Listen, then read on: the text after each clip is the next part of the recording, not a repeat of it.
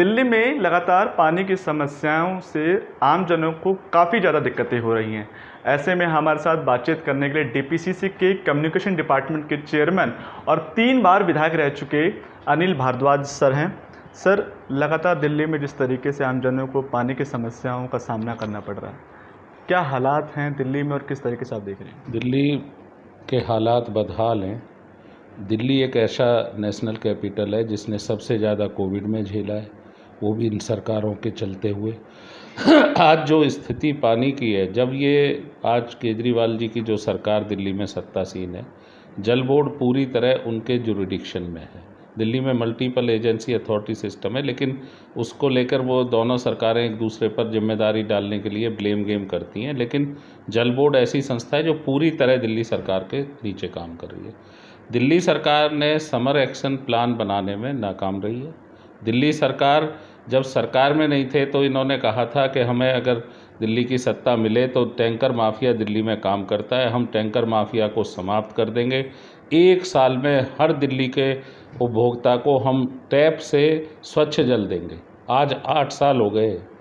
हम पूछना चाहते हैं, कांग्रेस पार्टी ये पूछना चाहती है कि 8 साल में आपने दिल्ली का कितने एमजीडी पानी बढ़ाया है। अब ये कई साल से लगातार, अब जब ये अपने टैप वाटर नहीं दे पा रहे तो ये कहते हैं कि साहब हरियाणा से पानी पूरा नहीं मिल रहा। हमारी जानकारी के अनुसार जो सुप्रीम कोर्ट ने जो दोनों स्टेट के बीच जो तय किया था, उस मानक के अनुसार आज भी पानी मिल रहा है, जैसा उनके मिनिस्टर कंसर्न हरियाणा का कहना है। उन्होंने कहा हम पूरा पानी दे रहे हैं, हम 1 लीटर पानी भी कम नहीं कर रहे।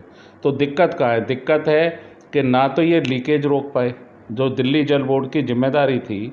बड़ी संख्या में पानी जो है बह रहा है, उस पानी को लीकेज की वजह से उसको रोक नहीं पाए। 22 तारीख तक का कार्यकाल था। ऐसे में एमसीडी पे लगातार आम आदमी पार्टी और बीजेपी आमने सामने, कांग्रेस अपना क्या मत रखती है? क्योंकि एमसीडी में इस बार क्या बदलाव हुआ? ये जो शीला दीक्षित जी ने किया था, वो 1989 से अलग अलग समिति बनी, जिसमें भाजपा के नेता जो श्री विजय कुमार मल्होत्रा जी की भी नेतृत्व में एक कमेटी बनी। दिल्ली के फॉर्मर चीफ मिनिस्टर्स के नेतृत्व में भी कमेटी बनी। 5 कमेटियां बनी।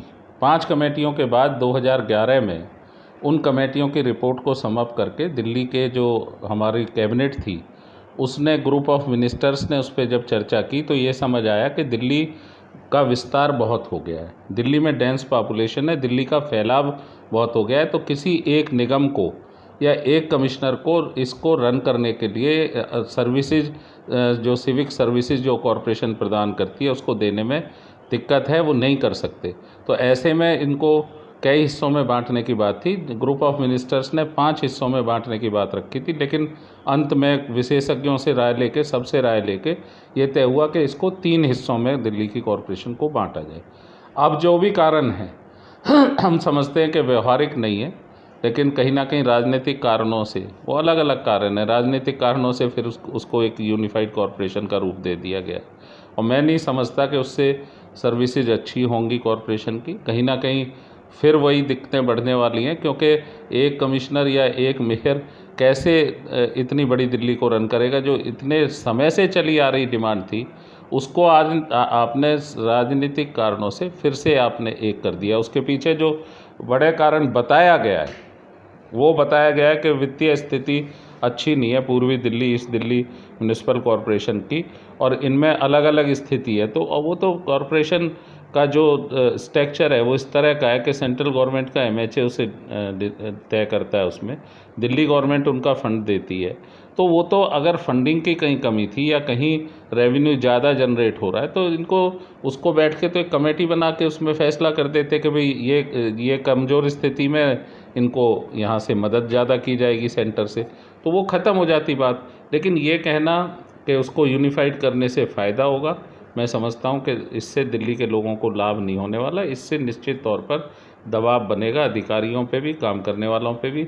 और कहीं ना कहीं ये जो कोऑर्डिनेशन होता था, चाहे भाजपा की सरकार सेंटर में रही, दिल्ली में कांग्रेस की सरकार थी, कभी भी ऐसी स्थिति नहीं आई कि 3-3 बार 4-4 बार साल में अलग अलग समय में सफाई कर्मचारी हड़ताल पे बैठे हैं तनख्वाह के लिए।